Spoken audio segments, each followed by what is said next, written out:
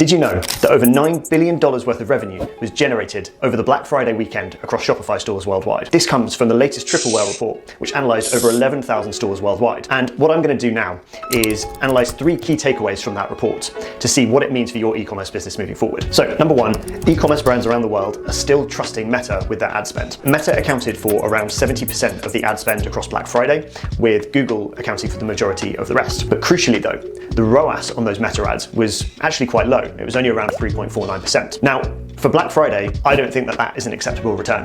Brands are already cutting into their margins by a huge amount, offering up to 50, 60, even 70% discounts on their products, and only generating a 3.5% return isn't really going to be enough to make that activity profitable. Now, the second takeaway is that Google Ads' share of purchases was down, but the value of these purchases was up. Across the board, e-commerce brands spent around 4% less this year than they did last year on their Google Ads, and this is potentially because Google Ads were about 21% more expensive than this time last year. As a result, Google Ads' share of purchases was down by about 27%, which is quite a significant decrease. Now, this isn't a trend that we saw at Atomic Clock, and we actually saw the reverse of this, where the majority of our spend and purchases came from Google Ads. But where we saw alignment with the Triple Whale report was that across the board, average order values increased by 19% on Google Ads. Now, clearly the cost and the competition for Google Ads was as fierce as it's ever been. But for those brands and for those e-commerce advertisers that were able to win those customers, they were clearly rewarded with higher value purchases. This is what we saw on Google Ads too, that Google was actually able to provide a higher volume of profitable sales.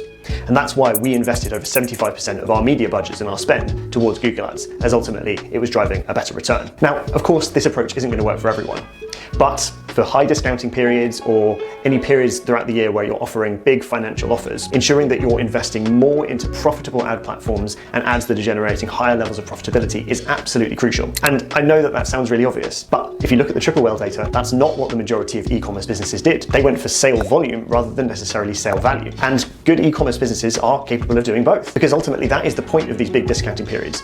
It's to drive high volume of sales, but to do so in a way that makes profitable sense. So the third takeaway is that TikTok ads are going to be a major factor in e-commerce strategies moving forward. While proportionally the share of spend on TikTok was lower than it was on Meta and Google, the efficiency metrics that TikTok ads were able to generate were much better. Conversion rate was up by 56% versus last year, cost per purchase down by 45% versus last year, and conversion value was up by 89% last year. If e-commerce brands are able to maintain the same level of efficiency as they have with this year's Black Friday, whilst also increasing the level of spend that TikTok ads get, there could be huge growth opportunities for e-commerce brands moving into next year. So if you're starting to experiment with TikTok ads already, you're probably ahead of about 90% of your competition based on this year's spend figures. Hopefully you found those takeaways really useful. I think the main conclusion that can be drawn from this report is that a lot of brands over Black Friday potentially overinvested into ad platforms that ultimately didn't drive enough profitability and return. And frankly, that is the name of the game with these discounting periods. You have to be driving as much volume and value from your ads as possible.